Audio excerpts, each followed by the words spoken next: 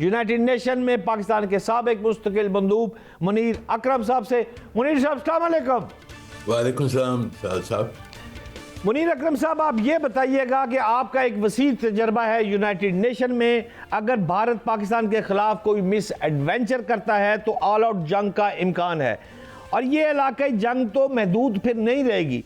मैं आपसे ये जानना चाहता हूँ कि चीन अपने स्ट्रेटजिक पार्टनर पाकिस्तान के साथ इस वक्त कहाँ खड़ा होगा, और क्या अमेरिका भी खुलकर हमायत हमारे साथ खड़ा होगा या भारत के साथ खड़ा होगा, और इस जंग के आलमी अमन पर क्या असरात जो है वो आप मुरतब होते देख रहे हैं मुनीर साहब? जी देखिए शहजाद साहब, अब ये जो मसला हिंदुस्तान ने खड़ा किया है, हमारे ऊपर इल्ज़ाम लगाया है और कुछ एक्शंस उन्होंने ली हैं, ये एक हिंदुस्तान की स्ट्रेटजी है कि पाकिस्तान को दबाने के लिए और उसकी जो स्ट्रेटेजिक डोमिनेंस चाहता है पूरे खित्ते में, वो इस्टेब्लिश करने के लिए इस किस्म की उन्होंने पोजीशन ली है।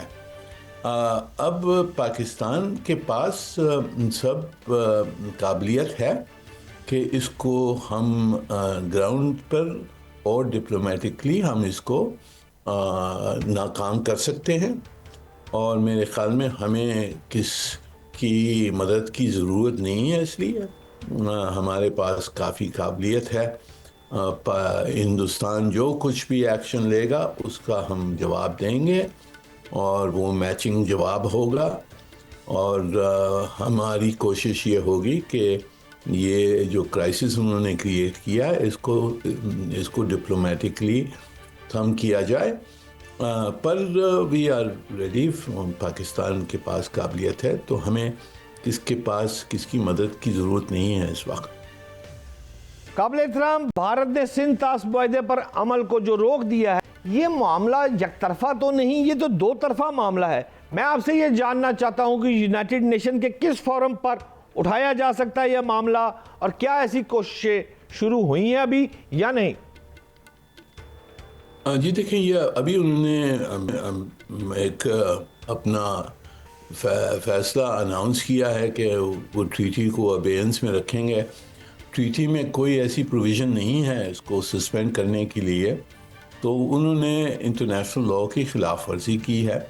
और हमारे पास बहुत सारे इदारे हैं जहां हम इसको पेश कर सकते हैं। ये वायलेशन ऑफ ट्रीटी जो है वो वर्ल्ड बैंक है, दूसरा भी इंटरनेशनल कोर्ट्स हैं, और अगर बात ज़्यादा छिड़ जाती है तो हम सलामती काउंसिल में भी इसको रेज़ कर सकते हैं, इंटरनेशनल कोर्ट ऑफ जस्टिस में भी रेज़ कर सकते हैं।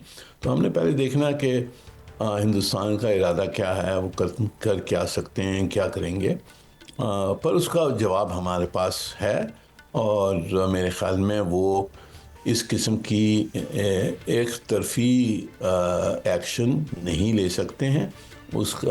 उसको हम जवाब देंगे इंशाल्लाह, और उनको भी समझना चाहिए कि हम क्या कर सकते हैं रिस्पॉन्स में। काबिल एहतराम, भारतीय मीडिया ने दावा किया है कि पहलगाम हमले के बाद मोदी हुकूमत अब एक और बालाकोट के तर्ज पर मनसूबा बंदी कर रही है। मैं आपसे ये जानना चाहता हूं कि इस मौके पर हम जम्मू कश्मीर के मामले पर फौरी पोजीशन क्यों नहीं ले रहे, और माजी में अगर मुझे याद आ रहा है कि अमेरिका ने ही तो कारगिल जंगबंदी का मामला हल करवाया था। अब भी तो ये सालसी में आ सकता है, लेकिन अब सूरत हाल वो इसराइल के साथ भारत के साथ खड़ा है। ये खुला तजाद क्या सामने है, इसको ज़रा एलैबोरेट करें सर। ये देखिए, हिंदुस्तान इस किस्म की धमकियाँ देता रहता है, और उन्होंने 2019 में जो कुछ किया था उसका जवाब उन्हें मिला, और उनको ये समझ होनी चाहिए कि अगर उन्होंने फिर कोई इस किस्म की शैतानी की, इस किस्म की एक्शन लिया पाकिस्तान के ख़िलाफ़, पाकिस्तानी टेरिटरी के ख़िलाफ़, तो हम उसका जवाब देंगे, और हम मैचिंग जवाब उसका देंगे। तो इसमें कोई मेरे ख़्याल में शक उन्हें नहीं होना चाहिए कि हम जवाब देंगे।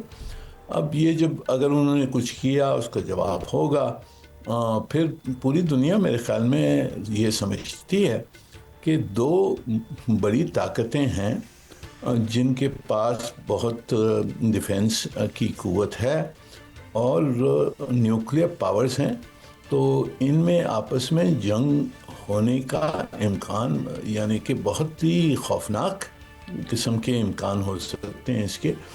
تو میرے خیال میں پوری دنیا یہ سمجھانے کی کوشش کرے گی ہندوستان کو کہ آپ نہ کریں، پر اگر انہوں نے کچھ کیا تو پھر ہمارے پاس جواب ہے اور ہم اس کا جواب دیں گے. درست فرما رہے ہیں آپ. یونائٹڈ نیشن نے دونوں طرف سے فریقین کو تحمل سے کام لینے کی بات کی، اور جو میری انفارمیشن ابھی تک ثالثی والی بات وہ ابھی تک سامنے یونائٹڈ نیشن کی طرف سے نہیں آئی. میں آپ سے یہ جاننا چاہتا ہوں کہ بھارت کشمیر پر جو یونائٹڈ نیشن کی قراردادوں کو وہ تو ردی کی ٹوکری میں ڈال دیتا ہے حضور، تو کیا یو این یا سلامتی کونسل جو ہے وہ بھارت کو باز رکھ کر خطے کو جنگ سے بچا سکتی ہے یا نہیں؟ یہ دیکھیں، یہ سلامتی کونسل میں آپ جیسے جانتے ہیں کہ ایک وہاں 5 ملک ہیں، 5 طاقتیں ہیں جن کے پاس وہ ویٹو پاور ہے. تو سلامتی کونسل سے فیصلے نکالنے کے لیے ان 5 جو طاقتیں ہیں ان کو منظور کرانا پڑتا ہے. وہ ہر وقت ممکن نہیں ہوتا ہے. اب اس وقت بھی آپ دیکھیے کہ ہندوستان کے بھی پارٹنرز ہیں وہاں، جو شاید قرارداد، اگر انفورسمنٹ ایکشن کے اوپر قرارداد ہم لے آتے ہیں تو اس کے اوپر شاید وہاں سے بھی کچھ رکاوٹ آئے گی. تو ہم نے تو دیکھنا ہے کہ ہم اپنے آپ کو کس طرح سے ڈیفینڈ کر سکتے ہیں. اور جیسے میں نے کہا کہ ہمارے پاس یہ قوت ہے، ایک کریڈیبل ڈیٹرنس کی قوت ہے. ہماری ایک ڈاکٹرین ہے، اس کو ہم کہتے ہیں فل اسپیکٹرم ڈیٹرنس، یعنی کہ کسی بھی لیول پہ بھی اگر ہندوستان نے ہمارے خلاف کچھ ایکشن لی، اس کا اسی طرح کا جواب ہوگا ہماری طرف سے. تو سلامتی کونسل تو بعد کی بات ہے. اب اگر سلامتی کونسل سے کچھ ہم نے کروانا ہوگا وہ کوشش بعد میں ہوگی. پہلے تو ہم نے دیکھنا ہے ہندوستان کو ہم اس سے ڈیٹیئر کریں کوئی شرارت کرنے سے، اور اگر اس نے کی اس کا ہم جواب دیں گے. پھر دیکھیں گے کہ جی ڈپلومیٹکلی کس طریقے سے ہم کشمیر کا جو مسئلہ ہے اس کو کس طرح سے حل کر سکتے ہیں. وہ سلامتی کونسل سے ہو سکتا ہے، دوسرے ادارے بھی ہیں جہاں ہم کوشش کر سکتے ہیں اس کو ریزالو کرنے کے لیے. اور ہماری یہ ہر وقت کوشش رہی ہے کہ پیسفلی ریزالو ہو یہ مسئلہ. پر ہندوستان بہت ایک اگریسو سٹانس، یہ مودی حکومت نے بہت ہی ایک اگریسو نان کوآپریٹو سٹانس لیا ہوا ہے. وہ اپنے آپ کو بڑی طاقت سمجھتے ہیں، پر ان کو سمجھ آ جائے گی کہ وہ پاکستان کو ڈومینیٹ نہیں کر سکتے. قابل احترام، پہلگام فالس فلیگ آپریشن کے حوالے سے آج سیکرٹری خارجہ جو ہماری آمنہ بلوچ نے بھی غیر ملکی سفیروں کو مکمل ایک بریفنگ دی ہے ترجمان نے.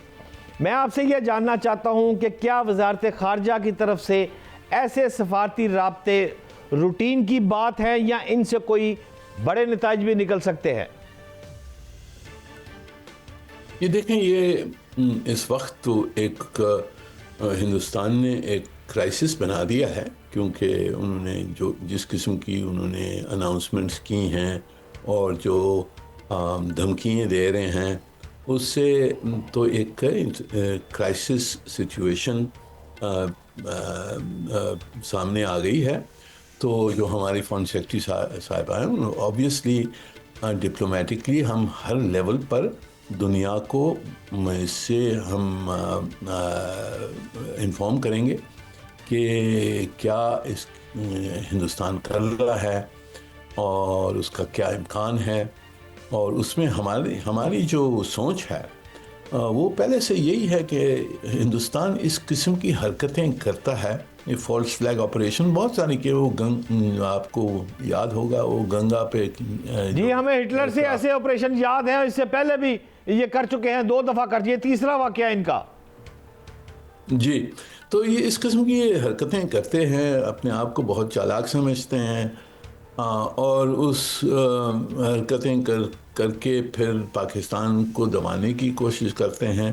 تو میرے خیال میں یہ غلط فہمی ہے ان کی کہ اس قسم کی آپریشن کر کے پاکستان کو دبانے کی وہ کوشش کریں، پاکستان کے خلاف کچھ ایکشن لیں، دنیا کو موبلائز ہمارے خلاف کریں.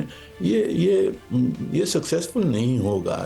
اس قسم کی یہ بہت ریکلیس اور ڈینجرس قسم کی ایکشنز ہیں جس سے پوری خطے میں پیس اینڈ سیکیورٹی برباد ہو سکتی ہے. تو دنیا کو یہ سمجھایا. پروگرام کا وقت ختم ہو رہا ہے. منیر صاحب آخری سوال شاپ جواب دیجیے گا، کیا آپ سمجھتے ہیں کہ بھارت اس وقت جو اس کے حالات ہیں اندرونی، جو لڑائیاں چل رہی ہیں، پاکستان پر پہلا وار بھارت کرنے کی پوزیشن میں ہے؟